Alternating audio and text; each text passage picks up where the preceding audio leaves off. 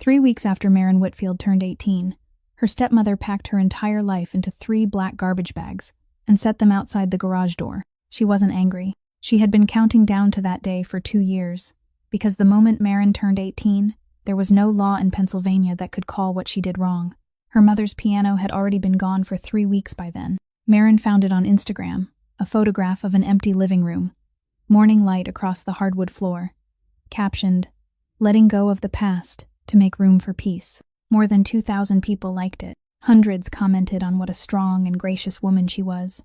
That night, Maren slept in a plastic chair in an all-night laundromat in Philadelphia. 9 years later, she walked into a fundraising gala at the city's Museum of Art, where a brass plaque carried her late mother's name, and her stepmother was there too, evening gown, radiant smile, phone already in hand, come to take a photograph beside the very name she had erased from Maren's life. She had no idea who was standing beside her stepdaughter that night, and she had no idea that somewhere in that room was one more person, a man she had done the exact same thing to 20 years before. Stay with this story to the end, and then tell me what you think. If Maren's story reminded you of someone who reached out a hand when you had nowhere left to go, leave a like. Think of it as a thank you to that person. Share this story with someone who believes they've been left behind. Because sometimes all a person needs is to know that someone walked that road before them and survived it. And if you'd like to hear more stories like this one, subscribe to the channel and stay with us. That afternoon, it didn't rain. Maren remembered that because, for many years afterward, whenever she told the story, people always asked whether it had been cold that night, and she always had to answer that no. February that year had been strangely dry, as though even the weather itself wanted no part in what was happening.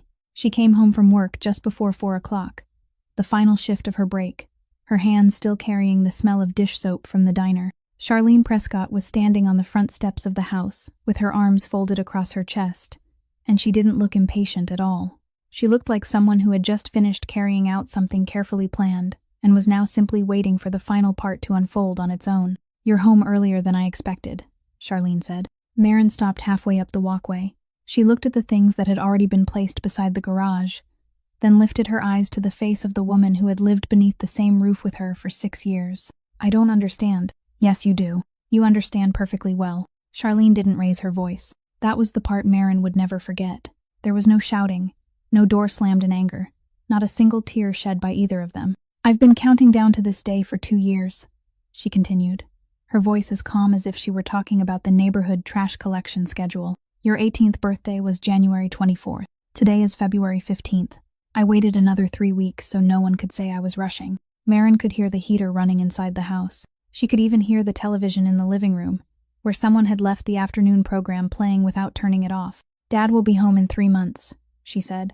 "I'll wait until he comes back, and then the two of you can talk. Your father won't be talking to me about this, because I'll tell him first." Charlene pulled her phone from the pocket of her cardigan and glanced at the screen for a second, in exactly the way someone might check what time the next meeting was supposed to begin.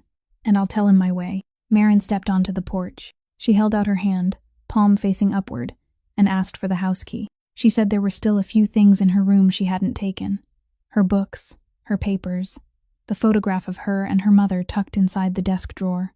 Charlene looked at the open hand as though it were some unfamiliar object. "The locks were changed last Tuesday," she said. "I left out what I considered yours. The rest isn't." Maren lowered her hand. She asked about the piano. She had asked before, 3 weeks earlier, when she came home and found the corner of the living room empty, and Charlene had said then that she would answer later. Now was later. "It took up too much space," Charlene said, giving a shrug so small it was almost polite. The room needed to be cleared. Maren opened her mouth to say that the piano had belonged to her mother, that Rosalind Whitfield had taught lessons on it for 14 years, that there were scratches across the lid she could point to one by one and name every child who had made them. But she didn't say any of it, because suddenly she understood that Charlene already knew all those things. She knew, and that was precisely why the piano had been made to leave before Maren was. Through the open doorway, Maren could see Bryce and Tabitha standing at the entrance to the kitchen. Bryce was 22, a full head taller than his mother, still holding a carton of milk in one hand. Tabitha was 20, in her second year of college, home for the midterm break. Both of them were old enough to step forward, to say something, to ask their mother what was happening. Both of them looked directly at Maren. Neither spoke. Tabitha was the first to turn away, and the sound of her footsteps climbing the stairs was the last sound Maren ever heard from inside that house. "I don't hate you," Charlene said, and it was probably the only thing she said that afternoon that she truly meant. "But I married your father." "I didn't marry you. 6 years is more than enough time to fulfill an obligation no one ever required me to take on." She stepped inside and closed the door behind her. Not hard, not gently, just firmly enough for the latch to make one dry click. Maren stood there for a little while longer on the steps of the house where she had lived for 6 years and was no longer allowed to enter. Then she walked around to the side of the house, pulled everything that belonged to her out of the driveway, and heard the garage door motor start behind her. She didn't turn around. She simply stood there, listening as the metal door descended one section at a time, slowly, until it touched the concrete floor and the motor went completely silent. After that, there was only silence. She was 18 years and 3 weeks old, and she had nowhere to go. Maren walked for nearly 3 hours before she stopped, not because she had anywhere to go, but because Passyunk Avenue was the only street in the neighborhood that still had lights on after 11 o'clock at night. She had tried calling 2 classmates earlier that evening. The first didn't answer. The second picked up, went silent for a few seconds, after Maren finished explaining, then said she would ask her mother, and promised to text her back later. That message never came. By nearly 1 o'clock in the morning, Maren's feet had gone numb, and she sat down on the steps of a closed pharmacy just to rest for 10 minutes, then forced herself back to her feet because sleeping there was the one thing she knew for certain she couldn't do. The laundromat stood on the corner, brightly lit, its windows fogged with steam, and there was no one inside except an older woman folding towels on the long table in the middle of the room. Maren pushed open the door and stepped inside simply because it was the only place still open. She already had a lie prepared, that she was waiting for her mother to pick her up, that her car had broken down 2 blocks away, but the woman didn't ask. She looked up, studied Maren for exactly 3 seconds, looked at the things she was dragging behind her, then lowered her eyes and finished folding the towel in her hands. There were no questions at all. Maren couldn't understand that then, and it would take her many years to realize that some people don't ask because they already know the answer before you ever walk through the door. Ruthie Vance was 68 years old, worked the night shift at that laundromat, and had been doing it for more than 10 years. She walked to the far end of the row of dryers, opened the third one, pulled out a blanket that was still warm, folded it in half, and carried it over to lay across Maren's lap. "Sit here until morning, sweetheart," she said. "This dryer runs all night." Maren was about to say she was fine. The words had already risen into her throat, the same words she had used 3 times that evening, and they died there. She pulled the blanket up to her chin and sat perfectly still, and for nearly 15 minutes, she couldn't say anything at all, because the warmth of that blanket was the first kindness that had touched her since the garage door came down. Ruthie didn't look at her during that time. She went back to the folding table, returned to her work, and only after Maren had stopped trembling did she disappear into the small room behind the counter. The microwave started humming.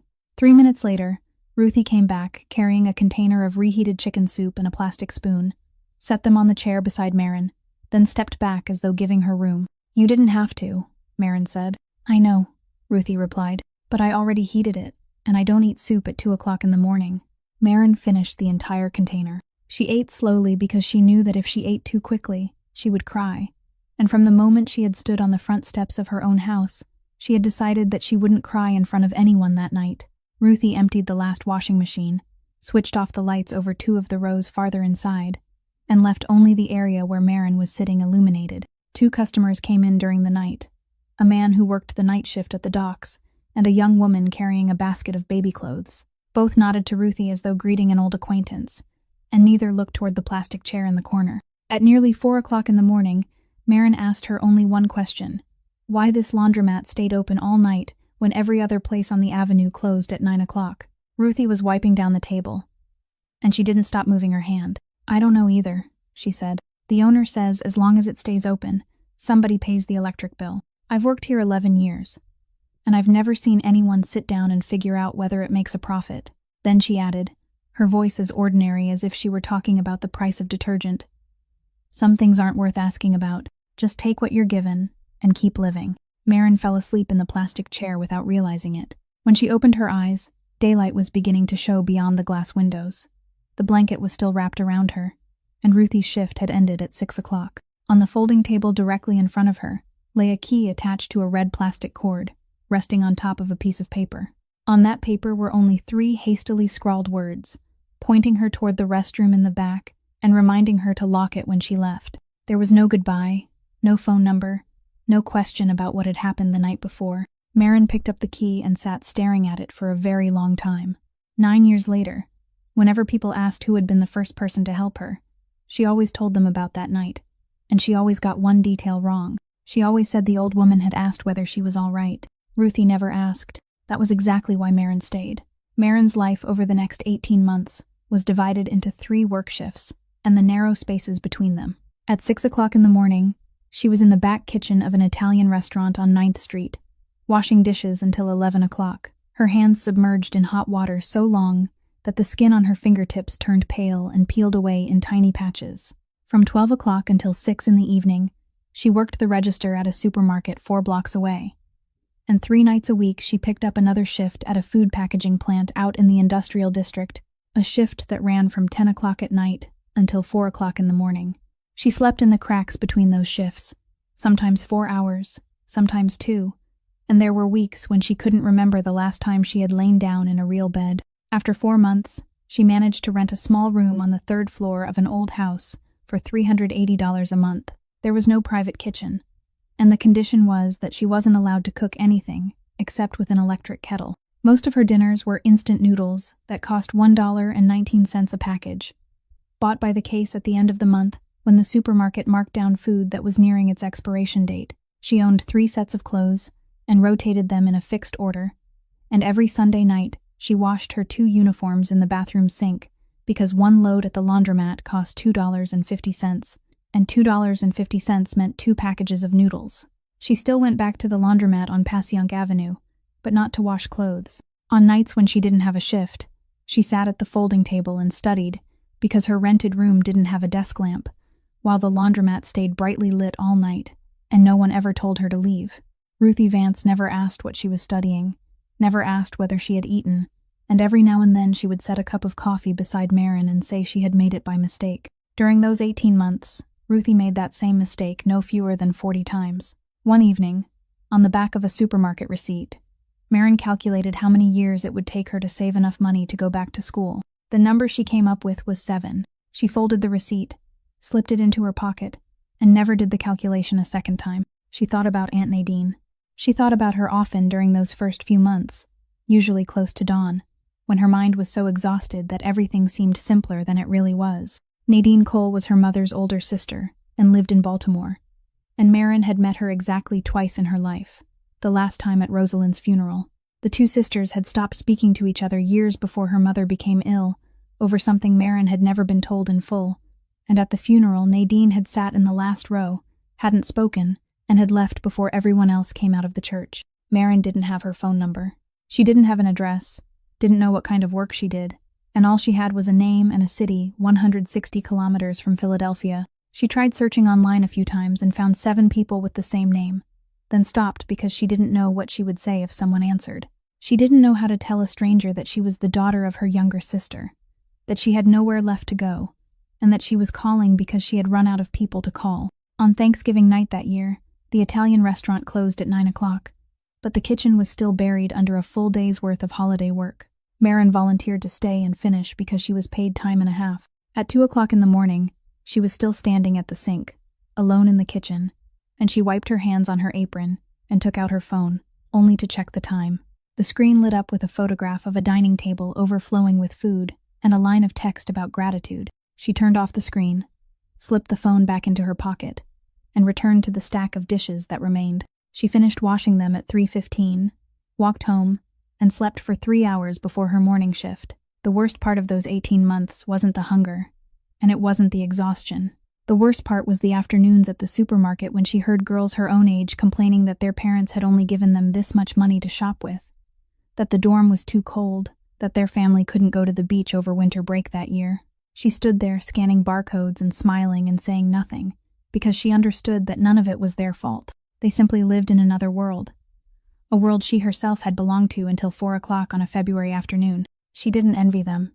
She was only tired in a way she didn't have a name for, and whenever that feeling came, she reminded herself of one thing and one thing only, that she was still here, and as long as she was still here, no one had won yet. In the spring of the year, Maren turned 19, The supervisor at the packaging plant offered to move her permanently into the warehouse area, where the job required lifting and stacking metal containers onto high shelves, and the pay was $2 more an hour than her old position. $2 an hour, multiplied by 6 hours per shift, multiplied by 3 shifts a week, came to $36. $36 was an entire month's electric bill, or 1/10 of the rent, or 29 packages of noodles. She accepted during that very shift without asking anything else about the work, and 4 months later she had grown so used to it that she could stack the containers without even looking. That night was an ordinary Thursday night. The warehouse air conditioning was still roaring, and she was reaching up to adjust a container on the 3rd level of shelving when the latch on the left side snapped loose. She heard metal slide against metal, a short, dry sound, then the crash of the container coming down, and after that she heard herself draw in a breath, one long breath that didn't escape as a sound until several seconds later. The coworker on shift with her came running over and helped lift the container away. The supervisor arrived about a minute later, looked at her hand, asked whether she wanted an ambulance called, and Maren said no. She said no before she even had time to think, because she had learned very early that an ambulance ride in this city cost more than $1,000, and she had no insurance, no one whose name could go on the hospital bill, no one to list as an emergency contact on the employee form she had left blank from her very first day. She sat in the break room for 20 minutes, wrapped her own hand with supplies from the first aid kit hanging on the wall, then asked to leave early. She walked to the bus stop a little after 2 o'clock in the morning, and for the entire ride home she held her left hand against her chest, not because it hurt, but because she was afraid that if she let go, it would hurt more. She took 3 days off. 3 days was the number she had calculated for herself, not because any doctor had told her to, but because that was how many days of work she could afford to lose and still pay the full rent that month. On the 4th day, she went back to the Italian restaurant, wrapped another layer of bandage around the hand, and taught herself to wash dishes with her right hand, while the left only steadied them lightly. The owner saw it, didn't ask questions, and simply moved her to the vegetable prep table for 2 weeks. 3 weeks later, Ruthie Vance was the one who forced her to get it checked. She didn't say much. She only wrote the address of a parish charity clinic on the back of a receipt and placed it on the folding table in front of Maren, exactly the way she had once placed the key with the red plastic cord.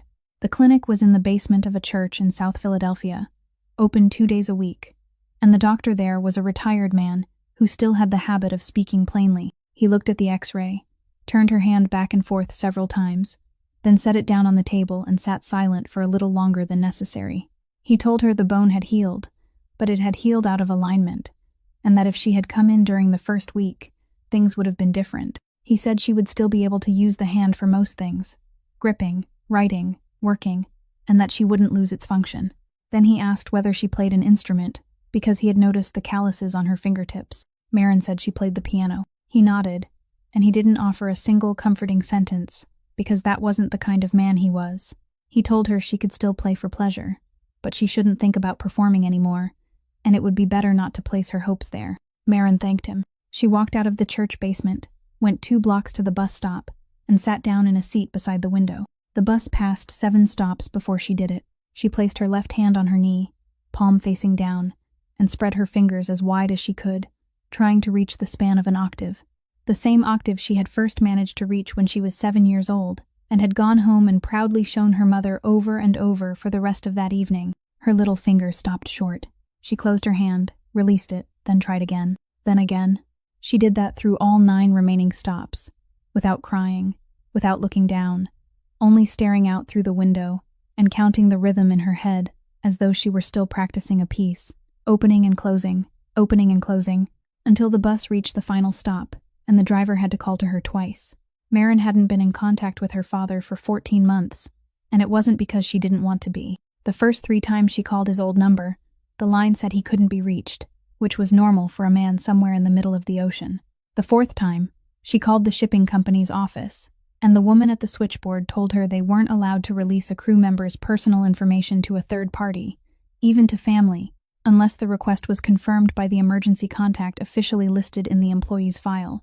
Maren asked who was listed as Warren Whitfield's emergency contact. The woman hesitated, then said she wasn't permitted to disclose that information, and Maren thanked her and hung up because she had known the answer before she ever asked the question. After that, she stopped, not because she had given up, but because every attempt cost her an entire evening just to find her balance again. And she didn't have any more evenings she could afford to lose.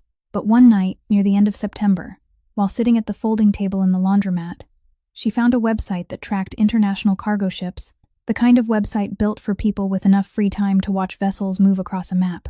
She typed in the name of the ship her father worked on, a name she had heard for 6 years and had never imagined she would one day need. It appeared immediately, a tiny dot moving through the North Atlantic, accompanied by its port schedule. October 11th, Port of Rotterdam, expected to remain docked for 4 days.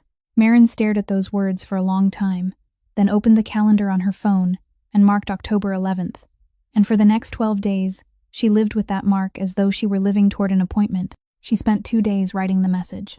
The first version was nearly 400 words long and told him everything, from that February afternoon to what had happened to her left hand. She deleted it. The second was shorter, but it sounded like an accusation, so she deleted that one too. The version she finally sent contained only 4 sentences.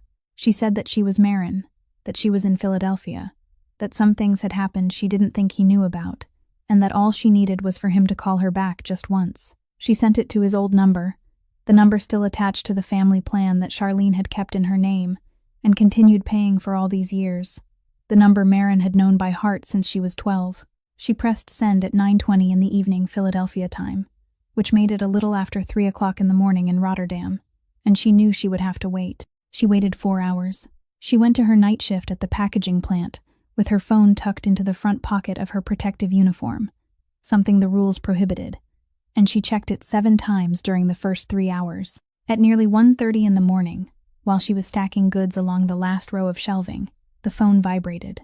She took off her gloves, wiped her hands on her pants, and only then opened the message. It contained 3 sentences. "I knows where you are. Charlene told me everything. Dad needs time. Don't message again." Maren read it 3 times in a row right where she was standing. She read it a 4th time, then slipped the phone back into her pocket and finished stacking the rest of the row until her shift ended at 4 o'clock in the morning. And the coworker beside her would later say that she worked faster than usual that night and didn't speak a single word. She didn't go back to her rented room. She took a bus to Passyunk Avenue, pushed open the laundromat door at nearly 5 o'clock, and sat down at the folding table beneath the fluorescent lights. Ruthie Vance was rearranging baskets at the far end of the room. She looked at Maren once, then turned away and went on with her work, and she didn't ask a thing. Maren opened her phone and read those 3 sentences again. She read them from top to bottom, then from bottom to top. She read each sentence separately, stripped away from the others. She studied the abbreviations, the line breaks, the final period. She had lived with that man for 18 years, and she knew how he wrote messages, knew that he always called her by a private name only he used, knew that he had never written 3 sentences in a row without asking whether she was all right. She read it again. Dawn slowly brightened beyond the glass windows, and the dryers kept turning steadily along the last row. Ruthie set a cup of mistakenly made coffee in front of her and disappeared into the back room. Near 7 o'clock, Maren placed the phone on the table, opened her contacts, and scrolled down to the first name on the list. She stared at it for about a minute. Then she deleted her father's number. She finished the coffee, returned the restroom key to its usual place, and walked to the bus stop so she could make it to her morning shift at the Italian restaurant. For the next 8 years, she never told anyone about that message. And during those same 8 years, she also never asked the one question she should have asked: how a man who had stopped using that phone number years earlier could have answered her only 4 hours later. 3 years passed in the way years like those always seem to pass, meaning nothing remarkable happened, and everything changed. Maren was 22, had left the packaging plant, had left the Italian restaurant too, and was now working the night shift on the cleaning staff at St. Agnes Hospital in South Philadelphia. The job paid $14 an hour, came with insurance after 6 months, and for the first time in her life she had an insurance card with her own name on it. Her shift began at 11 o'clock at night and ended at 7 o'clock in the morning, and she was responsible for 2 floors, including the rehabilitation unit for elderly patients on the 4th floor. In the corner of the 4th floor waiting area stood an upright piano made of dark wood, pushed against the wall and covered with a lace cloth someone had placed there a very long time ago. On top of the piano sat an artificial plant and a stack of old magazines. Maren dusted it 3 times a week for 7 months and never once saw anyone open it. She asked one of the night nurses about it, and the woman said the piano had been there before she started working at the hospital, probably donated by someone, and no one knew whether it could still make a sound. The first night Marin opened the piano was a Tuesday night in November, close to 3 o'clock in the morning, when the only sounds on the entire floor were the monitors drifting out from patient rooms, and no one was sitting in the waiting area. She set the artificial plant on the floor, removed the lace cloth, folded it, and placed it on the bench, then sat down. She pressed one key. It was slightly out of tune, but it sounded. She sat perfectly still for a moment after that note faded. Then she began to play, very softly, a piece she had known by heart since she was 9 years old, and she played it far more slowly than its proper tempo, because her left hand could no longer keep up with her right. There were places where she had to leave out notes, passages where she had to reposition her hand twice instead of once, and one section she simply couldn't play at all, so she moved through it with her right hand and let the left rest. It wasn't good. If Rosalind Whitfield had still been alive and sitting there listening to her daughter play that way, she would have stopped her at the 8th measure and made her begin again from the start. But at 3 o'clock in the morning on the 4th floor of St. Agnes Hospital, there was no one there to make her start over, and the music simply traveled down the hallway, through doors left slightly open, and into the rooms where people lay awake in the darkness. Marin finished the piece and stopped. When she looked up, an elderly woman was standing at the far end of the hallway, one hand gripping a walker, her feet in hospital slippers. She had been standing there for no one knew how long. Marin jumped to her feet and apologized immediately, saying she would close the piano and wouldn't disturb anyone again. The woman shook her head. She made her way toward the piano in short steps, moving so slowly that Marin had to stand still and wait. And when she finally reached it, she sat down in the upholstered chair beside the piano. Serafina Ferrante was 75 at the time, had been admitted 16 days earlier, and was waiting for the results of a test she had already waited for twice, only to have it postponed both times. She spoke English slowly, her voice still carrying the accent of a place very far away, and the first thing she said to Marin was to ask whether she knew any other pieces. Marin said she wasn't sure, that there was something wrong with her hand, that she hadn't played in years. The old woman nodded, as though that were a perfectly reasonable explanation, then said she hadn't asked whether Marin played well. She had only asked whether there was anything else she could still play. Marin sat down and played 2 more pieces. She made mistakes in several places. Serafina either didn't notice, or she noticed and didn't care. When Marin stopped, Serafina reached over and took her left hand, that very hand, and held it in her own palm for a long while. Then she said something in Italian. She spoke so softly that only the 2 of them could hear, and Marin didn't understand a single word. She was about to ask what it meant, but a call bell sounded from a patient room at the far end of the hallway and she had to leave. When she returned 15 minutes later, the upholstered chair was empty. The lace cloth was still neatly folded on the piano bench, and the artificial plant was still on the floor where she had left it.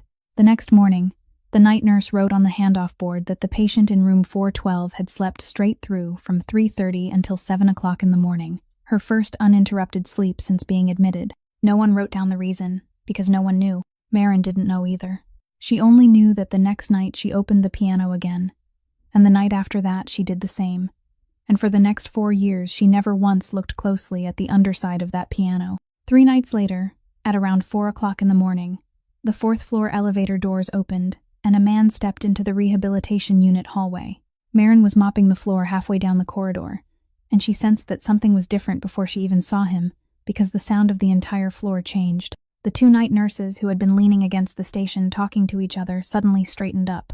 One adjusted the collar of her scrub top, while the other lowered her coffee cup beneath the counter. He walked past them, neither quickly nor slowly, and nodded to both. Neither woman said a word until he was out of sight. The doctor on duty that night was a man in his 50s, who was usually irritable, and in the 7 months Marin had worked on that floor, she had never once heard him address a patient's family member as anything other than sir or ma'am. He was reading a chart at the nurse's station, and began his answer with sir, then paused for half a beat in the middle of the sentence, and changed it to Mr. Ferrante. He continued explaining the test results, and his voice had dropped noticeably lower than usual. The man asked only 2 questions, both of them brief, and the doctor answered at 5 times the length necessary. Marin lowered her head and went on mopping. She had learned long ago that in places like this, the cleaning staff were invisible, and being invisible was a kind of safety. But when he went into room 412 and came back out about 10 minutes later, he didn't walk straight toward the elevator. He stopped in the waiting area, looked at the piano with the lace cloth neatly folded on the bench, then turned his head and looked toward her. "Do you know who plays this piano?" he asked in an ordinary voice, not loud, and Marin suddenly realized that from the moment he had stepped out of the elevator, he hadn't raised his voice once, and he hadn't needed to. "I do," she said. He didn't look surprised. He studied her for another moment, looked at the cleaning cart, looked at the employee badge clipped to her pocket, then came a few steps closer and stopped far enough away that she didn't have to move back. "My grandmother is in room 412. She hadn't slept properly for 2 weeks before this. For the past 3 nights, she's slept straight through." Marin didn't know what to say, so she only nodded. "This morning she told me there was a girl playing the piano at 3 o'clock in the morning," he continued. "I asked around, but no one here knew who you were. I work housekeeping, night shift. I understand." He was quiet for a moment, then said he wanted to pay her. He said it plainly, without circling around the subject. And he added that he meant no offense, that his grandmother was old and her sleep was worth more to him now than most things money could buy. Marin thought about that month's rent, and she thought about the $120 she was short. She still said no. She told him she played because she wanted to play, that she hadn't been able to play for years, and that if someone happened to sleep better because of it, then that was a good thing, but she wouldn't take money for it.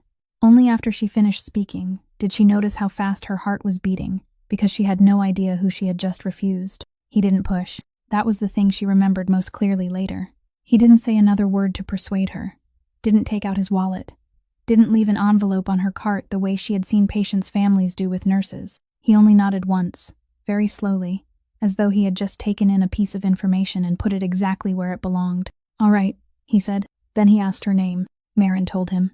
He repeated it once, not because he hadn't heard clearly, but in the way people repeat a name when they intend to remember it. And he said his name was Nico Ferrante. He thanked her, turned toward the elevator, and the doors closed behind him at 4:22 in the morning. Marin stood there for a moment. Then she pushed her cleaning cart forward and went back to work. When she passed the nurses' station, the 2 night nurses were whispering to each other, and they stopped the moment she came near. One of them asked what he had wanted with her. Marin said he had only thanked her for the piano.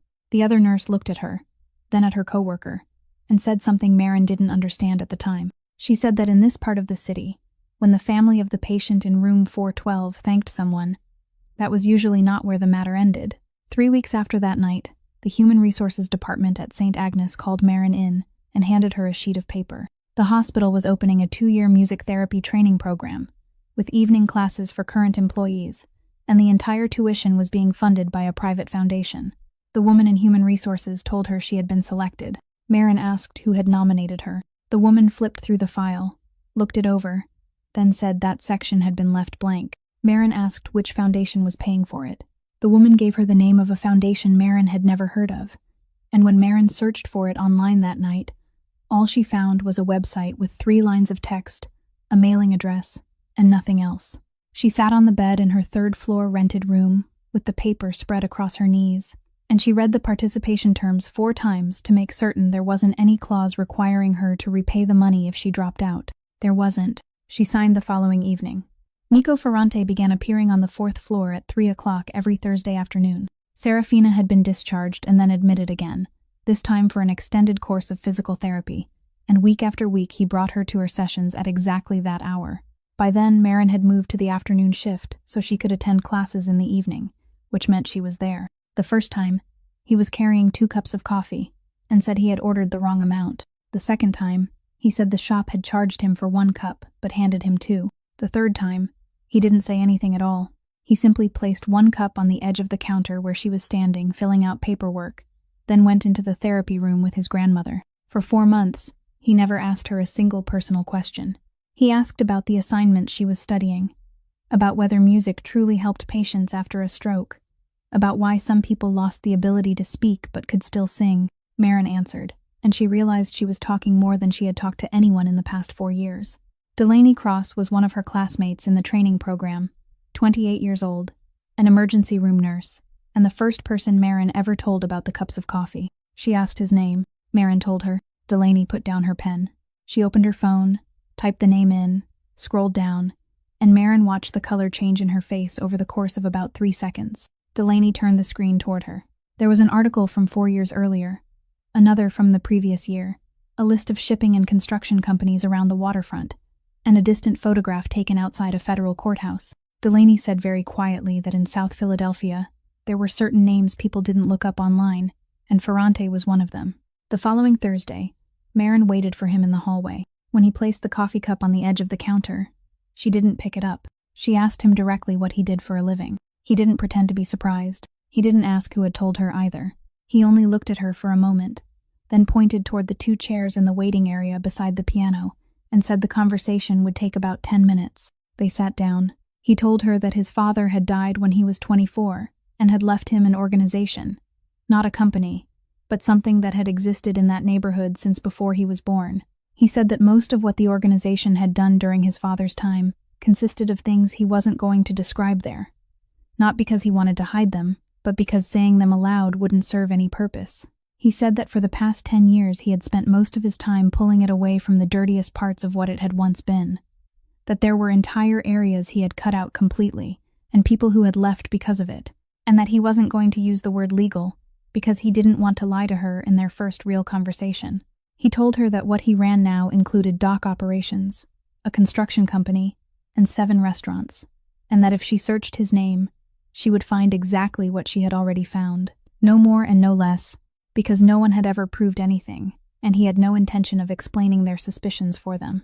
Marin asked whether there was anything else he wanted to say. He said there was one more thing. He said it very quietly, and he didn't look at her while he spoke. He looked at the piano. In my house, anyone who lays a hand on a woman, an old person, or a child is no longer one of mine. He said that was the only rule he had never changed in 10 years. That his father hadn't had that rule, and that it was the greatest difference between the two of them, and that he had removed 3 men from the organization for that reason, without regretting it for a single day. Then he stood up, said his grandmother's therapy session was almost finished, and added that if she didn't want him bringing coffee anymore starting the following week, all she had to do was say so. He wouldn't ask why. Marin remained sitting alone in the waiting area for a long time after he had disappeared from sight. The cup of coffee was still untouched on the edge of the counter, and at some point it had gone cold. The following Thursday, Marin told him she didn't want the coffee anymore. She said exactly that, nothing more, and she had rehearsed the sentence in her head for 4 days so it wouldn't sound like an apology. Nico nodded. He said all right, only those 2 words, then thanked her and went into the therapy room with his grandmother. From that day on, he still came at 3 o'clock every Thursday afternoon, still nodded to her when he passed the desk, and he never stopped again. People would have thought Marin walked away because she was afraid. She told herself the same thing for the first 2 weeks, because it was the easiest reason to accept, but the real reason was different.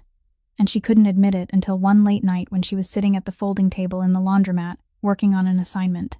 She had spent 10 years building a life in which no one was important enough to destroy her if that person disappeared. She paid her rent with her own money. She went to the doctor with her own insurance. She was going to school through a scholarship whose benefactor she still didn't know, and even that had bothered her for months. That man had stood in the 4th floor waiting area and told her the truth about himself in a way no one ever had, and instead of making her feel safe, it stirred something very old inside her chest, the feeling of someone about to step onto a sheet of ice without knowing how thick it was. She had trusted once before. She had trusted that a house belonged to her, that a man out at sea would come home, that 3 sentences in a message at 1:30 in the morning were real. She didn't have enough room left inside herself to survive another time like that. 3 months passed. He didn't call. He didn't text. No envelope was left at the nurse's station. No one from some organization called to check on her. No flowers arrived. No message was passed through a nurse. Nothing at all. By the 2nd month, Marin forced herself to admit that she was waiting. By the 3rd, she realized it was the silence itself that made her think about him most. Because she had lived long enough among people who always tried to pull others closer by making them feel indebted, and this man did nothing like that. He had told her once that all she had to do was say the word, and he wouldn't ask why. She had said the word, and he truly hadn't asked why. Delaney Cross was the only person who knew what had happened, and she offered no advice at all. She only said she had no right to tell Marin what she should do about it. The advice came from Ruthie Vance, and she gave it one night in March when Marin brought her coursework to the laundromat as usual, and sat there for a long time without writing a single word. Ruthie was folding clothes at the other end of the table. She didn't ask anything, just as she never did, and because she didn't ask, Marin finally told her on her own. She kept it brief. She said there was a man, that he had told her the truth about things most people would have hidden, that she had looked up his name, and what she found wasn't something to laugh about, and that she had told him not to bring coffee anymore. Ruthie finished folding the towel in her hands, placed it on the stack, and only then looked up. "Let me ask you one question," she said. "You've met plenty of people who looked decent on paper. Which one of them ever put a blanket over you?" Maren didn't answer. Ruthie didn't wait for an answer either. She pulled the next basket closer and went on, her voice as ordinary as if she were talking about the weather, saying that she had lived in that neighborhood for 72 years and had seen every kind of person come through those glass doors at 2 o'clock in the morning.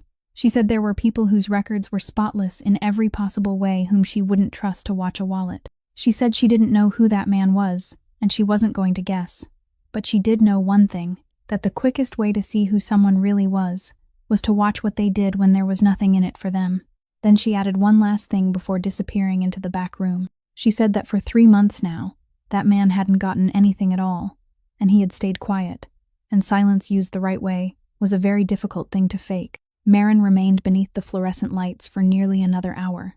The following Thursday, she was standing in the 4th-floor hallway at 3 o'clock in the afternoon, and when Nico Ferrante walked past the nurse's station, she called his name. 2.5 years after that Thursday afternoon, Maren was 25 years old, had graduated from the training program, and was working as a full-time music therapist in the 4th-floor rehabilitation unit. She had a small office of her own, a patient appointment schedule, and an employee badge that listed her professional title instead of the housekeeping department. She and Nico had been together for more than 2 years.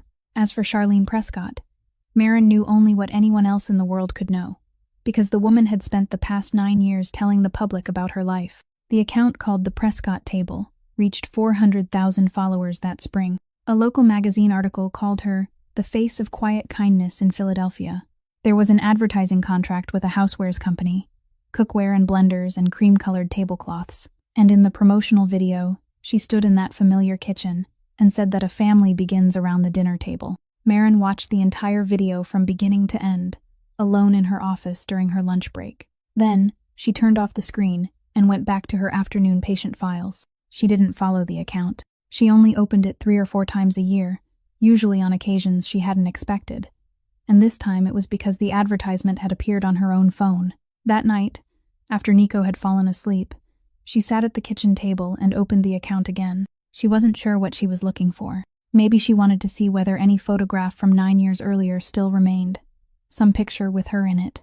Some trace proving that she had once existed inside that house. She scrolled backward.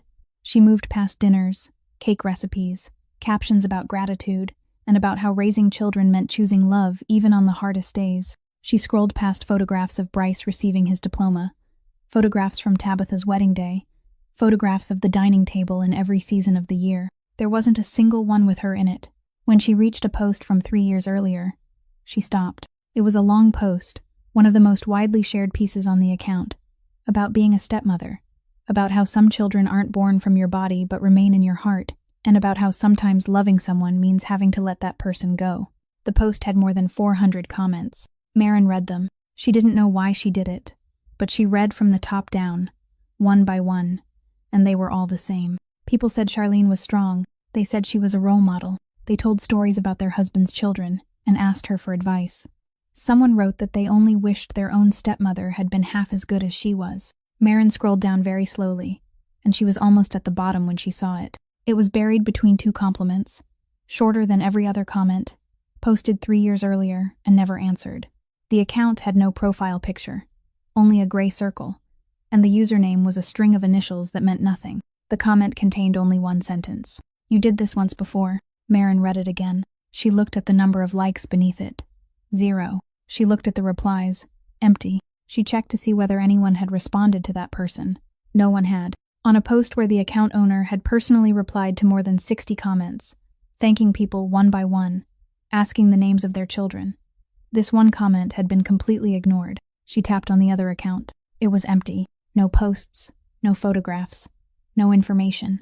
An account created only to write that one sentence, and nothing more. Maren sat motionless at the kitchen table for a very long time. She read the sentence for the 8th time, and she noticed the final 2 words. People didn't write like that when they meant to say that someone had done something wrong.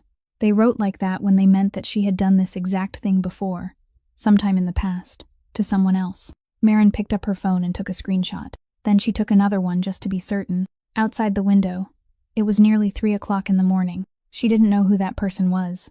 Marin showed the screenshot to Delaney Cross during her shift the next day, and Delaney looked at it for exactly 3 seconds before saying that this was something she could do.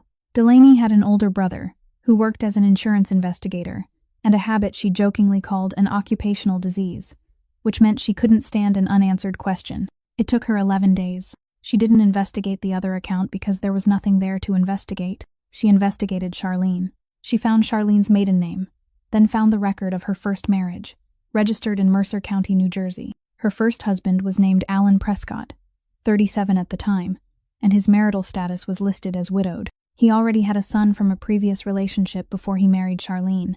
After the wedding, the two of them had Bryce, then Tabitha. Alan Prescott died of a heart attack, and his son was 16 at the time. His name was Desmond Prescott. Delaney placed the printed sheet on the table in the employee break room and said she had found him. He was 38, lived in Trenton, and had worked as an emergency dispatch coordinator for the Mercer County Fire Department for 9 years. His phone number was publicly listed in a professional directory. Delaney added one final detail, and she said it more slowly than the others. The records showed that Desmond Prescott registered a separate residential address, apart from the family home, during the second month after his 18th birthday. Marin called for the first time on a Tuesday evening. The phone rang 4 times before someone answered, and she managed to say her name and half of the next sentence. The call ended after 4 seconds. She sat staring at the screen for a while, then put the phone away. She left it alone for 9 days. On the 10th day, she called again. And this time, she didn't give her name first. She said she was the stepdaughter of Charlene Prescott's second husband, that she had been put out of the house 3 weeks after her 18th birthday, and that she had found a comment online from 3 years earlier. The other end of the line went silent for a very long time, so long that Marin thought the call had disconnected. Then she heard a long exhale, the kind of breath made by someone who had finally set down something they had been carrying for far too long. "So you found it," he said. His voice wasn't angry. That was the part Marin hadn't prepared for. She had imagined outrage, or suspicion, or a flood of questions. But the man's voice was only tired. Tired in a very old way, like someone who had just finished his 3rd night shift in a row. Marin asked whether he could tell her what had happened. She said she didn't mean to disturb him, that she only needed to know she hadn't imagined everything. "What do you want me to tell that story again for?" he said. "It took me 15 years before I could sleep through an entire night." Marin said she understood. She said she wouldn't call again if he didn't want her to. There was a sound on the other end of the line, a chair turning perhaps, or a door closing. Then he continued, and his voice was lower than before. He said he wouldn't tell her the story, but he would tell her exactly 2 things, and after that it was over. The first was that Charlene never did it early. She waited. She waited until the 18th birthday, then waited a few more weeks, because she knew exactly where the legal line was and she never crossed it by so much as an inch. The second was that she always said exactly the same sentence, and he told Marin he wouldn't repeat that sentence over the phone. He said that if Marin had ever heard it, she would know for herself, and if she hadn't, then she didn't need to know. Then he wished her well and ended the call. Marin didn't call a 3rd time, but 4 months later, when the invitations had been printed and stacked in neat piles on the dining table in her home, she pulled one out. She sat for a long time with a pen in her hand. She had intended to write a few lines, saying that she wasn't asking anything of him, that he didn't have to reply, that the seat would still be there if he wanted it. She wrote 3 words, then stopped. In the end, she left the message section completely blank, wrote only his name and address on the envelope in her own handwriting, put a stamp on it, and dropped it into the mailbox on the corner one Saturday morning. She didn't tell anyone she had done it, not even Nico, and throughout all the months that followed, she never received a reply. Warren Whitfield came ashore in April of that year, at the age of 58, after a minor accident in the engine room left him with partial hearing loss in his left ear. The company retired him with full benefits, and the maritime doctor wrote in his file that he shouldn't go back to sea. He had spent 31 years of his life aboard ships, and this time, he came home with no next voyage on the schedule, for the first time since he was 27. For the 6 years before that, he had transferred money into Charlene's account every month to support his daughter.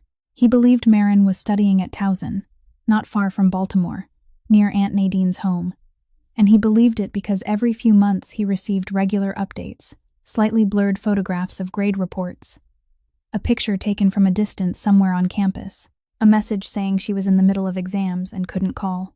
He believed his daughter had left because she was angry with him, because he had been out at sea the night Rosalind died, and he had never forgiven himself for that. So there was nothing about the explanation that seemed difficult to believe. In the 7th year, Charlene told him to stop sending money. She said Maren had graduated, had started working, could support herself now, and still didn't want to speak to him. He stopped sending it. He didn't know that by then Charlene had already received notice of his upcoming maritime medical examination and knew that he was about to come ashore for good. The first thing Warren did after finishing the paperwork was drive down to Baltimore. He didn't call ahead because he was afraid that if he did, it would give them the chance to refuse to see him. It took him 3 weeks to find Nadine Cole's address, and he found it through a church directory.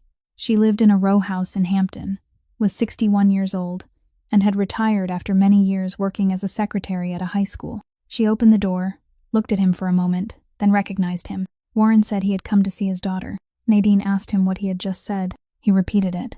He said he knew Maren had been living there all these years, that he didn't mean to intrude, that he only wanted the chance to talk to her once, even if it was only for 10 minutes. Nadine Cole stood motionless in the doorway. Then she said she hadn't seen anyone from that family since her younger sister's funeral 15 years earlier. She said she hadn't seen her niece again since that day, that she didn't have Maren's phone number, that she didn't even know what city she was living in. She said it twice, more slowly the second time, because she could see the face of the man standing outside her door beginning to change. Warren asked whether she was certain. She said she was. He asked whether anyone had ever called her during those years to ask about Maren. She said no one had. He thanked her, walked 3 steps away, then turned back and asked one final question: whether she and Rosalind had stopped speaking to each other before Rosalind became ill. Nadine said yes. She said it had been something between the 2 sisters, and that she had regretted it for 9 years, and that she had gone to the funeral but hadn't had the courage to stand up and say a word. Warren went back to his car. He sat there for a very long time on that street, both hands resting on the steering wheel, and he didn't start the engine. It was possible to tell exactly how long he sat there from the parking receipt he kept afterward, more than 2 hours.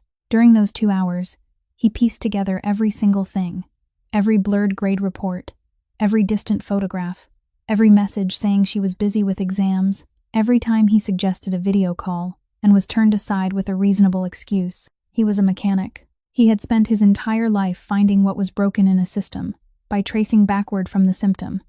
And once he began tracing backward, everything fit together so quickly that he had to open the car door just to breathe. Then, he did the simplest thing, the thing he could have done years earlier if he hadn't believed he already knew where his daughter was. He took out his phone and typed his daughter's full name into the search bar. The 4th result was the St. Agnes Hospital website in South Philadelphia. On the page introducing the rehabilitation department staff, there was a small photograph and a single line beneath it with her title, Music Therapist. He enlarged the photograph as far as it would go and stared at it there inside his car, on a street in Baltimore, while 160 kilometers to the north of where he sat was the city where he had lived for 20 years and the city his daughter had never left. Warren called the hospital on Monday morning and left his name and phone number at the rehabilitation department reception desk. Maren received the note close to noon. She carried it with her for the entire afternoon without calling back, and that night she sat at the kitchen table until very late, while Nico sat across from her, saying nothing, simply staying there. It wasn't until nearly 1 o'clock in the morning that she finally said what she had been thinking, that she wasn't afraid to see her father. She was afraid to hear him explain. Nico asked whether she wanted him to go with her. She said no. She said that if someone stood beside her, she would soften. And this time, she needed herself not to soften.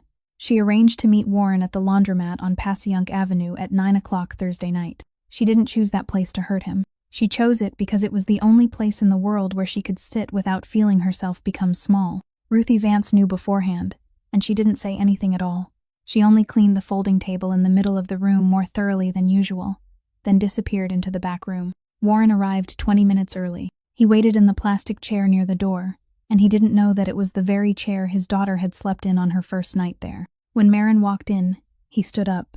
He was about to say something. She could see it on his face. But she walked straight to the folding table and set down a cardboard box. It was the kind of file box sold at a convenience store, without a lid or label. "Look through all of this first," she said. "Then you can say whatever you want to say." He sat down. The first thing on top was a stack of pay stubs, clipped together in chronological order. Beginning in March of the year she turned 18. 3 different names on 3 different kinds of paper. A restaurant, a supermarket, a packaging plant. He turned through them one by one. He had spent 31 years working with numbers, and he immediately saw what someone else might have missed. That there were weeks when the total hours exceeded 60, and that 3 of those pay stubs fell within the same Thanksgiving week. He set the papers down and said nothing. The second item was a thin medical file from a charity clinic in the basement of a church in South Philadelphia. There was an X-ray of her left hand, handwritten notes from the doctor, and a line stating that the patient had come in 3 weeks after the injury and the bone had already healed out of alignment. He read that line 3 times. Then he looked up at his daughter's left hand resting on the table, and Marin let him look. The third item was a black and white printout of a social media post, showing an empty living room and a line about letting go of the past to make room for peace. Warren picked up the page. He recognized the room. He recognized the angle of the photograph, too, because it was the view from the place where he used to sit drinking coffee every morning during the weeks he was home. He stared at the empty space where his wife's piano had stood for 14 years, and his hands began to tremble. The last thing in the box was a printed screenshot of a text message. Marin didn't say anything when he took it out. She simply sat there. He read the 3 sentences. Then he read them again. Then he looked up, and his face had gone white in a way Marin had never seen on anyone before. "I didn't write this," he said. Marin didn't answer. "Marin, I didn't write this." He said he had stopped using that phone number 2 years before the message had been sent. He said that when the company switched to a satellite communication system, he had moved permanently to a separate number for use at sea, and he had given the new number to Charlene and told her to cancel the old one from the family plan because no one used it anymore. She had said she would cancel it. The account was in her name, and he had never checked again. Marin sat perfectly still for a very long time after he finished speaking. For 8 years, she had carried those 3 sentences inside her like a stone lodged in her chest, and she had wondered thousands of times what she had done wrong that made her father need time. Now she understood that the woman had kept a phone number active for years, paying for it every month, simply to wait for exactly such a call. Warren Whitfield placed the page down on the folding table. He didn't cry out loud. He bent forward, planted both elbows on the table, covered his head with his hands, and stayed that way for a long time beneath the fluorescent lights of a laundromat at 9 o'clock at night. When he was finally able to speak, his voice was very quiet. "I failed you twice," he said. "The first time when your mother died, and the second when I believed everything at home was still all right." Marin looked at her father. She had prepared herself for many things that evening. For denial, for excuses, for a man trying to explain that he had suffered too. She hadn't prepared for this. She reached across the table and placed her left hand over his, and it was the first time in 9 years that she had touched her father. Warren came home at nearly 11 o'clock that night, and he didn't say a word. He slept in the living room. The next morning, he made photocopies of everything in the cardboard box, sent one set to an attorney, kept the originals, then waited until Saturday evening because that was the one day Charlene didn't film videos. He placed the box in the middle of the kitchen dining table, the same oak table that had appeared in thousands of photographs over the past 9 years, then sat down in his usual chair and waited. When she walked in, he said only one thing. 6 years. Charlene looked at the box. She didn't ask what was inside. That was the detail Warren remembered most afterward, that she didn't ask a single question because she didn't need to. She pulled out the chair across from him and sat down, then began to talk. And over the next 15 minutes, she cried 3 times, each time precisely at the end of a point she was making. She said he hadn't been home, so he didn't know. She said the girl had been difficult, that she had never accepted Charlene, that she had always looked at her as though she were the woman who had taken her mother's place. She said she had tried for 6 years, and that she was only human. She said that if he had been home, things would have been different, and she said it gently enough to sound like comfort rather than accusation. Warren let her finish. He didn't interrupt, didn't strike the table, didn't raise his voice even once. When she stopped, he opened the box, took out the printed screenshot of the text message, placed it on the table, turned it around so she could read it, and asked her only one question: how many years she had paid to keep that phone number active. Charlene didn't answer. Warren stood up, picked up the box, and left the house. The divorce petition was filed on Monday. Warren's attorney was a man in his 60s, named Frank Delgado, who had been practicing law for 35 years, and at their very first meeting, he told Warren that the text message and the act of throwing a legal adult out of the house would both be difficult to turn into money, but money always left a trail somewhere, and money was what he knew how to follow. It took him 5 weeks. What he found wasn't in the couple's joint account. Before Rosalind Whitfield died, She had opened a custodial savings account in her daughter's name, with a provision that the full balance would transfer to Maren when she turned 21. The guardians listed in the records were her biological father and her biological father's legal spouse, a provision Warren had signed into the paperwork the year he married Charlene, without reading it carefully, because the attorney at the time had told him it was only a precaution, in case Warren was somewhere in the middle of the ocean and someone needed to handle an emergency. Warren had never told his daughter about the account. He had intended to surprise her with it when she started college. The account had been emptied 4 months before Maren's 21st birthday. But that wasn't what made Frank Delgado call Warren into his office on a Friday afternoon and tell him to sit down before he heard the rest. He had traced the money, and the money hadn't gone where he expected. It wasn't in cars. It wasn't in jewelry. It wasn't in vacations. Most of it had gone into a series of recurring expenses spread across several years. And when Delgado read the names of the people and companies receiving those payments, the entire picture came into view. There were invoices for a filming studio in Fishtown, rented by the hour, regularly twice a month for 4 straight years. There were contracts for rented interior props, including an oak dining table. There were payments to a photo editor, a content writer, and a comment management service. There were advertising expenses used to push posts to larger audiences. The kitchen in thousands of photographs wasn't the kitchen in the house. It was a studio rented by the hour, rebuilt to resemble the real kitchen so closely that no one could tell the difference. The dining table she called the place where a family begins was a rented piece of furniture, and the house itself had been mortgaged twice, the second time 14 months earlier. Delgado pushed the stack of papers across the desk and said that by his calculations, even if everything in her name were sold now, there would still be money owing. The woman with 400,000 followers, the woman a magazine had called the face of quiet kindness, the woman who taught people across America how to set a family dinner table, was in fact going bankrupt. Warren sat silent in that office for a very long time. Then he asked Delgado a question he hadn't expected himself to ask. He asked what percentage of his daughter's money had been spent creating the image of a good mother. Delgado turned 2 pages, looked down, then raised his eyes and said nearly all of it. On a Tuesday afternoon near the end of September, the hospital sent someone to service the piano in the 4th floor waiting area. It was the first time in 4 years anyone had done so, and the reason was simple. There was a small amount left over in the equipment fund that year, and the department head decided to spend it on the piano rather than return it. The technician was a thin old man carrying a wooden toolbox and a cloth to spread over the floor. He removed the artificial plant, took away the lace cloth Maren always kept neatly folded on the bench, then opened the entire upper section of the piano, not only the cover above the keys but also the front wooden panel, something that hadn't been removed once since the day the instrument had been pushed into that corner of the waiting area.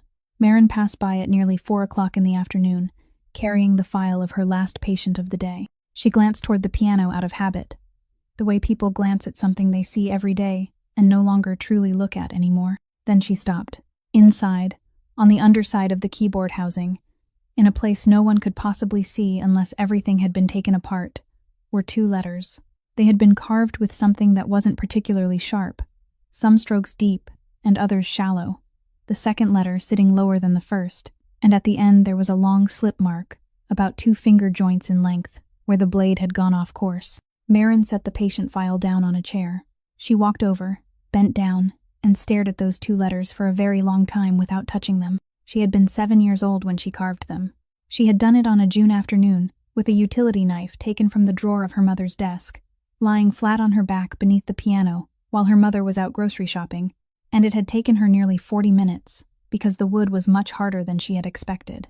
She remembered how frightened she had been when she heard the door open. She remembered lying about it, being caught in less than a minute, and standing against the wall while Rosalind Whitfield knelt on the floor, lowered her head beneath the piano, and looked at those 2 letters. Her mother stayed silent under there for quite a while, long enough for 7-year-old Maren to become certain she was about to be in the worst trouble of her life.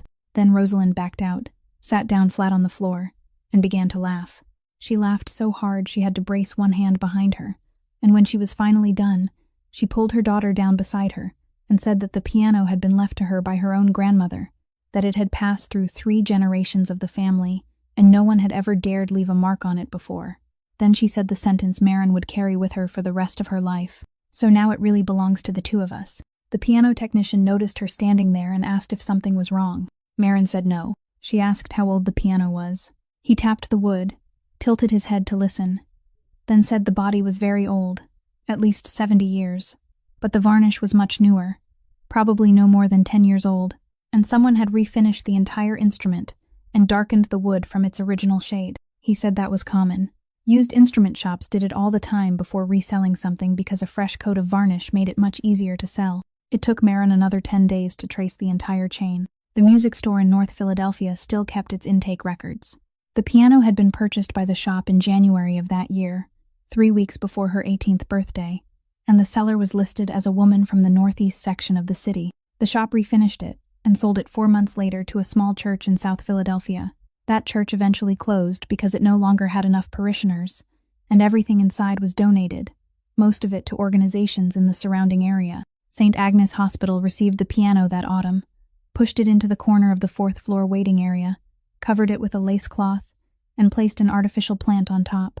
Marin had dusted it 3 times a week for 7 months while she was still working the night shift. She had opened its lid for the first time on a Tuesday night in November, and played it with a hand that could no longer reach an octave.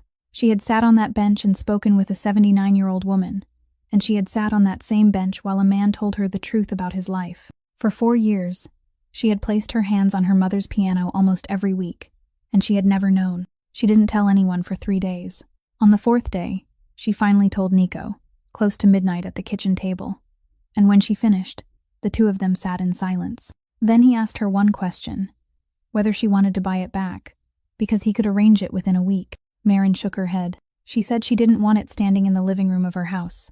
She said it had traveled a very long way to reach that waiting area, and perhaps it was exactly where it was supposed to be. Nico Ferrante proposed on a Tuesday evening in October. In the small kitchen of the apartment the two of them were renting in Queen Village, while Marin stood at the stove making instant noodles. She cooked them about once a month, not because she was short on money, and he had never asked why. He leaned against the kitchen doorway for a while, then said her name. When she turned around, he was already kneeling beside the small wooden kitchen table, holding a box in his hand. The ring inside had been remade from Rosalind Whitfield's earrings.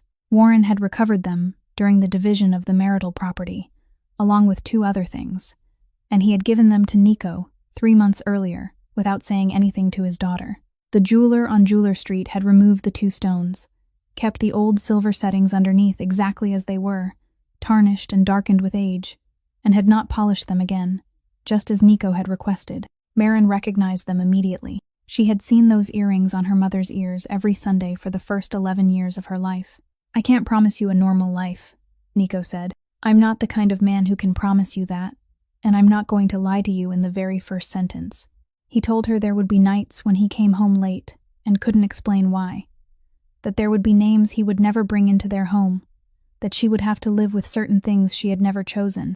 Then he said the rest. "But you'll never have to spend another night sleeping on the street. Not as long as I'm still here."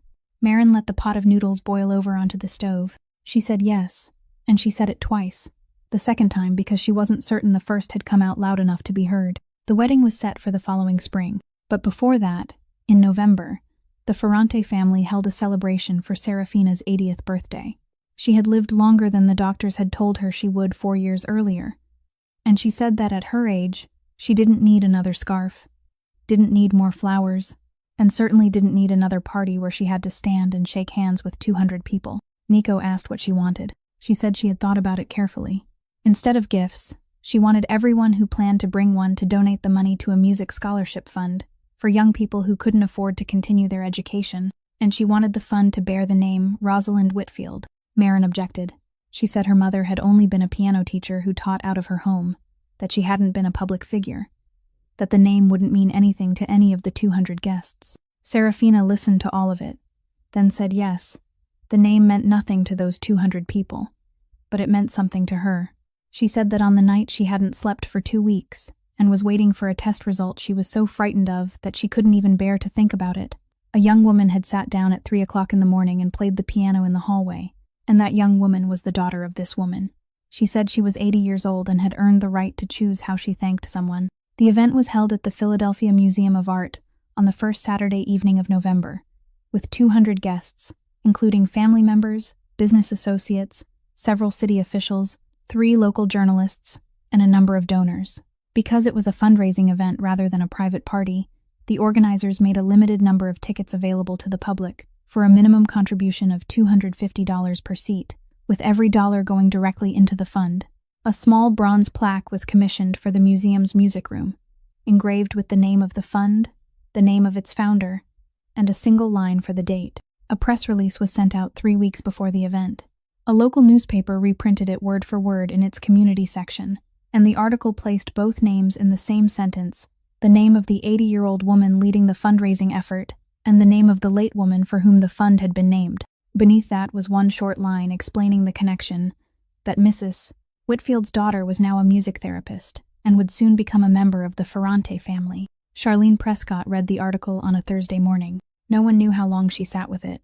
The only thing left behind was the record in the museum's ticketing system. A transaction completed at 11:42 that morning. 3 tickets, paid for by credit card, with the buyer's full name entered without a single abbreviation. She didn't hide her name. She had never believed she needed to. Charlene Prescott walked into the museum's music room at 7:20 that evening, 40 minutes after the doors had opened, with her 2 children beside her. Bryce was 31, Tabitha 29, and both were dressed exactly as one would expect for an evening like that. Charlene stopped in the middle of the entrance for exactly 3 seconds, long enough for anyone looking toward the door to notice her, then stepped into the room as though she had been invited there months in advance. She found the bronze plaque in less than 5 minutes. It stood on a small wooden easel beside the museum's piano, and she remained in front of it for so long that 2 guests had to walk around her. She handed her phone to Tabitha and asked her daughter to take several pictures. By 7:35, 7 or 8 people had gathered around her.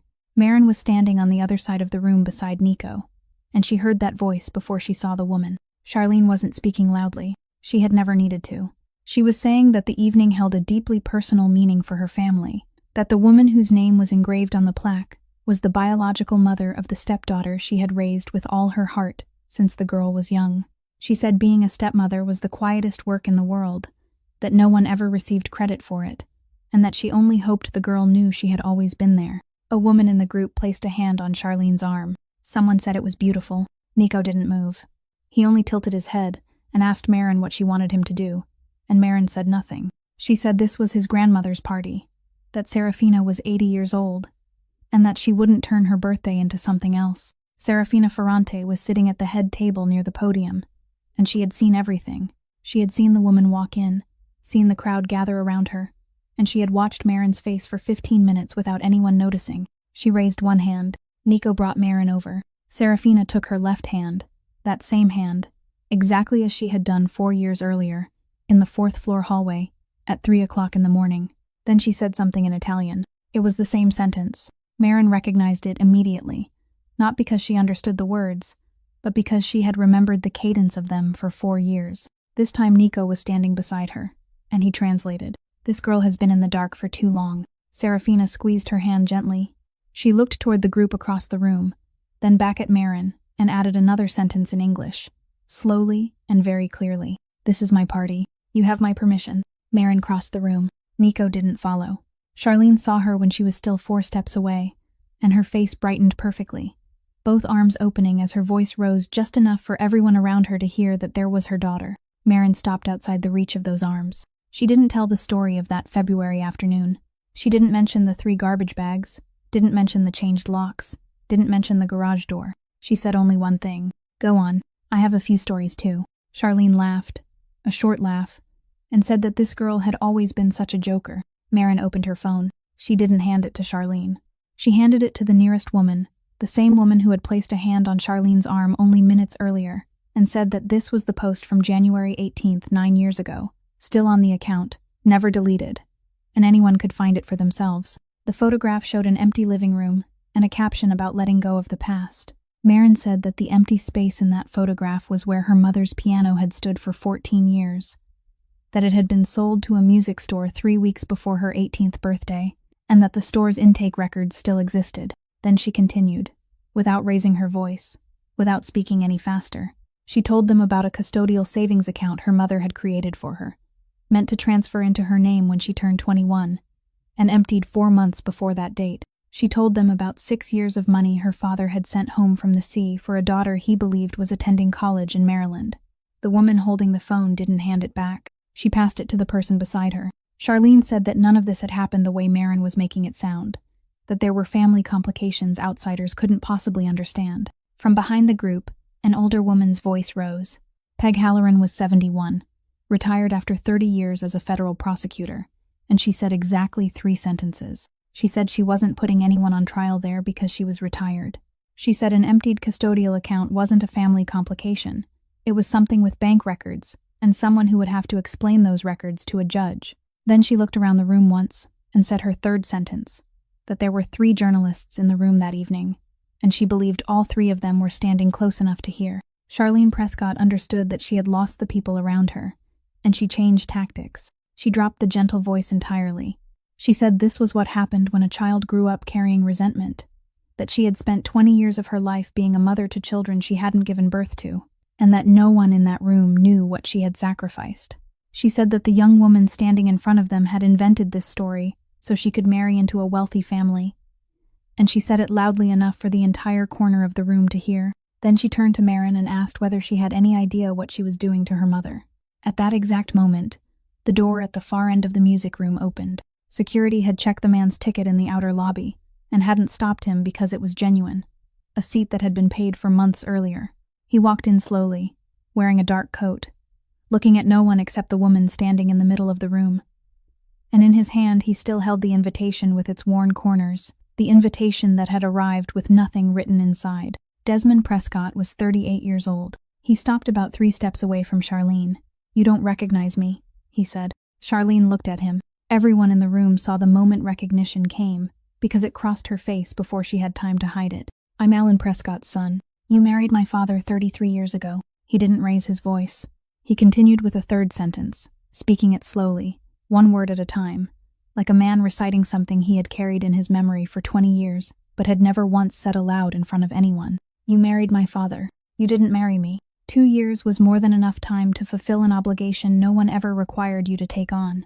Not a single sound came from anyone in the music room. Marin stood completely still. She had heard those words on a February afternoon, while standing on the front steps of her own house, and for 9 years she had believed they had been spoken, especially for her, that there had been something about her that made someone need to say a sentence like that. Now she understood that it was a prepared line. It had been used 20 years before her on another 18-year-old boy, and all anyone had to do was change the number to make it fit. Desmond said his final sentence. "I came only so she would know she hadn't imagined any of it." Then he stepped back and said nothing more. Bryce Prescott reacted first.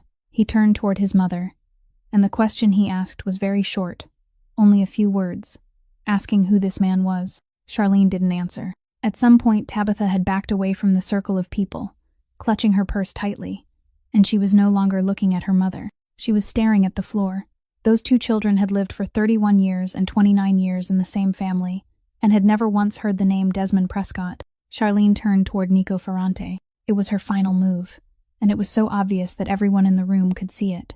She began saying that she understood what kind of family his family was, that she knew what happened to people who found themselves on the wrong side of them. She said it in the voice of someone trying to cast herself as the victim in front of 200 witnesses. Nico let her finish. He didn't step closer. When he answered, he spoke very quietly, and the entire room still heard him because no one else was speaking anymore. "You're waiting for me to do something, aren't you? I won't. I don't need to. You wrote it all yourself, and you signed your name beneath every post." Then he turned away. Charlene Prescott raised a hand to her chest. She took 1 step, then had to grab the back of a chair, and the nearest woman caught her by the elbow. Marin was the one who called emergency services. She had her phone out before Bryce did, gave the museum's address, and described the symptoms in the steady voice of someone who had worked in a hospital for 6 years. The paramedics arrived 9 minutes later. They said Charlene was having an acute panic attack with a drop in blood pressure, that she needed observation, but wasn't in danger. As they wheeled her into the hallway on a stretcher, Charlene grabbed Marin by the wrist. She held on tightly, and there was nothing left in her voice of the woman who had stood in the middle of the room 15 minutes earlier. She begged. She said not to let this get out, that 400,000 people were following her, that she had nothing else left. Marin looked down at the hand gripping her wrist. She removed the fingers one by one, neither forcefully nor hurriedly. "I'm not going to tell anyone anything," she said, "but I'm not going to lie for you anymore either." The stretcher disappeared at the far end of the hallway. When Marin returned to the music room, Desmond Prescott was standing near the door, the invitation still in his hand, looking at the bronze plaque engraved with her mother's name. The wedding took place on a Saturday morning in April, at a small church in South Philadelphia. With 40 guests and no outside photographer hired for the occasion, Warren Whitfield walked his daughter down the aisle, and he moved very slowly, more slowly than necessary, because he had already missed 9 years and wanted that short distance to last as long as it possibly could. Serafina Ferrante sat in the front row, 81 years old, holding a handkerchief she didn't use once until the bride passed in front of her. Delaney Cross stood beside Marin as her bridesmaid. Desmond Prescott sat alone in the fourth row, and he stayed through the entire lunch afterward. Ruthie Vance sat beside him. It was during that lunch, while Nico was telling the story of how he first met Marin in a hospital hallway at 4 o'clock in the morning, that Ruthie finally spoke. She said she had a story of her own, one she had kept for 9 years. She said that many years earlier, when the laundromat on Passyunk Avenue was about to cut its overnight hours because it lost money every night, she had gone to the neighborhood property manager and asked him to pass a request up the chain. She said she had never asked that family for anything in her life, and she had asked only once. She asked that the laundromat be allowed to remain open all night. They asked why. She said there was a young girl who had nowhere else to go. Nico set down his fork. He said he remembered it. He said he had approved the request in about 15 seconds, signed off on the money needed to cover the losses along with dozens of other matters that same morning, and then forgotten all about it for 9 years. He had never asked the girl's name. He had never thought about her again. Marin sat perfectly still for a very long time. She remembered the fluorescent lights that stayed on all night along Passyunk Avenue, remembered the plastic chair, remembered the blanket still warm from the dryer, and she understood that on that first night, 2 strangers had kept that door open for her, and it had taken her 9 years to meet the second one. 2 years later, the Open Door Center opened in the very building where the old laundromat had once stood, after the owner retired and transferred the lease. The center served young people between 18 and 24 who had experienced homelessness, offering classes, career counseling, and a place to sit in the evenings. St. Agnes Hospital agreed to transfer the old piano from the 4th floor waiting area, and it was placed in the middle of the center's main room, without a lace cloth covering it, and without an artificial plant sitting on top. The piano technician from years earlier was invited back to tune it one final time, and he didn't polish the varnish or touch the 2 clumsily carved initials beneath the keyboard housing. Marin taught there 3 evenings a week. She taught with her right hand, and she never hid what had happened to her left. Whenever a student asked, she told the truth. That she had been injured at 19 while working a night shift. That she hadn't gone for treatment in time because she had no insurance, and that she would never be able to perform professionally again. She said she didn't tell them that story so anyone would feel sorry for her, but so they would understand that some doors truly do close, and that doesn't mean there is no road left to take. Every dollar recovered after the divorce, together with what remained of the account her mother had created, was transferred into the scholarship fund bearing Rosalind Whitfield's name. The fund's charter contained one sentence written by Marin herself, stating that priority would be given to applicants who had no family member able to act as a guarantor. Desmond Prescott served on the review board. He accepted after thinking about it for 3 months, and the only thing he asked was that his name never appear on any public document. On Sunday mornings, the center's main room was used for free music classes for neighborhood children. That particular morning, there were 11 children. One pressed the wrong key and burst out laughing because the sound was so funny. 2 others argued over a seat and then ended up sharing the same bench, and a 6-year-old boy insisted on playing the same familiar piece for the 8th time, and Marin sat down and played it with him for the 8th time, without missing a single one. On mornings like that, sunlight poured through the windows and fell directly across the piano, and the sound of laughter could be heard all the way out on the sidewalk. If there is one thing this story is meant to leave behind, perhaps it is this. Family isn't simply the people who gave us life, nor is it the people whose names appear beside ours on some piece of paper. Family is the person who is there on the night when we have nowhere left to go, the person who hands us a blanket that is still warm without asking a single question. And no matter how many beautiful photographs someone creates, no matter how many people press like, no one can build a decent life on a foundation made of things that were never real. The truth may move slowly, but it always reaches its destination. If Marin's story touched your heart, please subscribe to our channel, leave a like, and share this video so that more people can hear meaningful stories like this every day. We would truly love to know how today's story made you feel, so please leave a comment and share what is in your heart. Perhaps your own story may become exactly what some stranger out there needs to hear. We wish you and your family abundant health, a joyful life, and peace in every day ahead. Goodbye for now, and we'll see you again in the next video.